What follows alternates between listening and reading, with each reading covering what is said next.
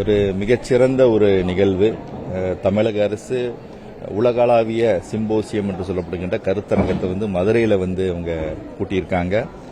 உலகத்திலிருந்து பல தொழில் அறிஞர்கள் நடத்த பேசுவதற்கான ஒரு வாய்ப்பை ஏற்படுத்தி கொடுக்கிற தமிழக அரசுக்கு முதல்ல நன்றி தெரிவிச்சுக்கணும். இது போன்ற கருத்தரங்கள் நடக்கணும். நடந்தால் மட்டும்தான் நம்முடைய தமிழர்களின் தொன்மை எவ்வளவு பழமையானது என்பது வெளியே கொண்டு சொல்வதற்கு வழி பிறக்கும்.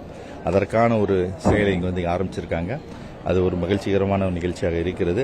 அதில் நாங்களாம் கலந்துக்கிட்டு நாங்கள் பேச இருக்கிறோம். இதில் குறிப்பாக நம்ம தமிழகத்தில் என்னென்ன கண்டுபிடிப்புகள் நடந்திருக்கு, அந்த கண்டுபிடிப்புகள் எவ்வாறு அறிவியலோடு ஒத்துப்போகின்றன, அறிவியல் மூலம் நம்ம காலக்கணிப்பு செய்கிறோம் நம்முடைய தொன்மைகளை, அதை எவ்வாறு இந்த உலகத்துக்கு நாம் எடுத்துச் சொல்கிறோம் என்பதற்கு விளக்குகின்ற ஒரு கருத்தரங்கமாக இருக்கும். இந்த கருத்தரங்கத்தின் வாயிலாக பல செய்திகள் நம்முடைய வரலாற்றில் மாற்றத்தை ஏற்படுத்துவதற்கு நிகழும் என்பதை நாங்கள் உறுதியாக சொல்கிறோம். இல்லை, இதுல கீழடி பொருளைங்கிறதை விட குறிப்பாக தமிழகத்தில் உள்ள அனைத்து பகுதியிலும் நம்ம தமிழகம் பாத்தீங்கன்னா கிட்டத்தட்ட 15 லட்சம் ஆண்டுகளாக மக்கள் வாழ்கின்ற பகுதியா நம்ம பார்த்துட்டு வர்றோம். அதை உறுதிப்படுத்துகின்ற வகையில் அறிவியல் நோக்கத்தோடு நடத்தப்படுகின்ற ஒரு கருத்தரங்கம்.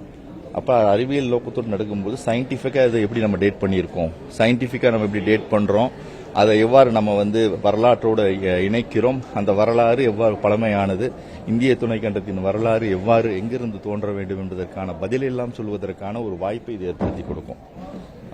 இதுல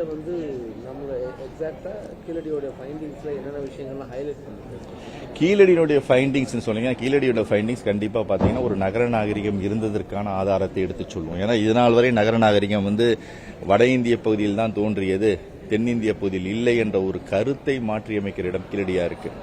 அந்த மாற்றத்தை ஆணித்தரமாக நிறுவுவதற்கு இந்த கருத்தரங்கம் மிகவும் உதவியாக இருக்கும் என்பதை நான் என்னுடைய கருத்தா நான் சொல்லுவேன்.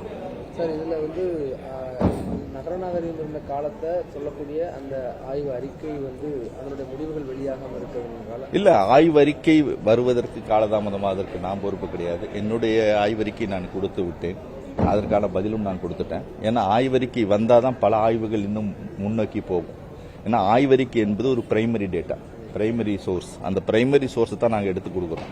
இந்த இடத்துல என்ன கண்டுபிடிக்கப்படுறது, என்ன அந்த கிடைத்திருக்கின்றது, அந்த கால அளவு என்ன, இது என்ன சொல்ல வருகிறது என்பதை தான் நாங்கள் கொடுத்துருக்கோம்.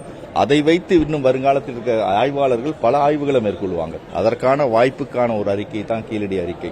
அந்த அறிக்கை வர வேண்டும் என்பதுதான் என்னுடைய எண்ணமே தவிர அது இன்னும் நீட்டிக்க கூடாது என்பது என்ற கருத்தை நான் தெரிவித்துக் கொள்கிறேன். திருத்த முடியாதுங்க. ஏனென்றால் ஒரு அகழாய்வில் வந்த முடிவு எப்படி திருத்த முடியும்? அகழாய்வு முடிவுகள் இனிமே திருத்த முடியாது. அகழாய்வு என்பது ஒரு போஸ்ட்மார்ட்டம் மாதிரி ஒரு வேலையை செஞ்சு முடிச்சிட்டோம். நம்ம செஞ்சு முடிச்சதில் நம்ம என்னென்ன அந்த கண்டுபிடிப்பில் கிடைத்ததோ அத்தனையும் நாங்கள் பதித்து வைத்திருக்கோம். அதை நீங்க திருத்தணும்னு நினைச்சா திரும்ப ஒரு ஆய்வு தான் பண்ணணும். அதை தவிர வேற வழி கிடையாது. அது எனக்கு தெரியலீங்க.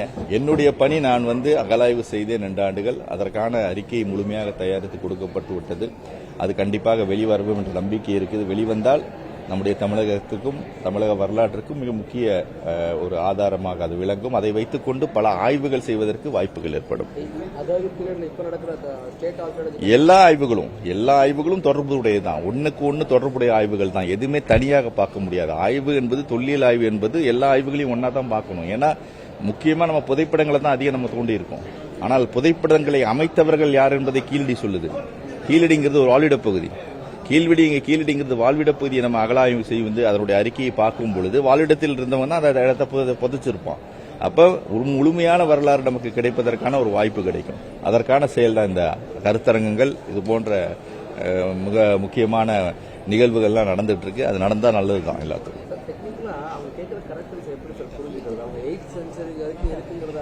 அது நீங்க அகழாய்வு மூலம் தாங்க சொல்ல முடியும், வேற எதுலயும் சொல்ல முடியாது. அகழாய்வுல வந்திருக்கின்ற கால அளவை தான் நாங்க சொல்லியிருக்கோமே தவிர அதை மாற்ற முடியாது நினைக்கிறேன்.